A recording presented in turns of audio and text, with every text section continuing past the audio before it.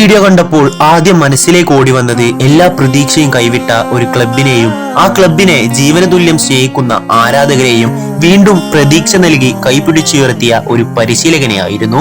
പിന്നീട് ആ ക്ലബിന്റെയും ആരാധകരുടെയും ആശാനായി അയാൾ മാറി.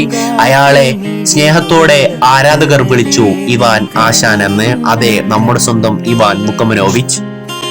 പറയാതെ പറയുന്ന കടുങ്കാപ്പി മിഴിയുള്ള കരളേ ഇല്ല ആശാനെ, മറക്കില്ല ഞങ്ങൾ. അത്രമേൽ താങ്കളെ ഞങ്ങൾ സ്നേഹിച്ചിരുന്നു. അതിനപ്പുറം ആ സ്നേഹം താങ്കൾ ഞങ്ങൾക്ക് തിരിച്ചു തന്നിട്ടുണ്ടായിരുന്നു.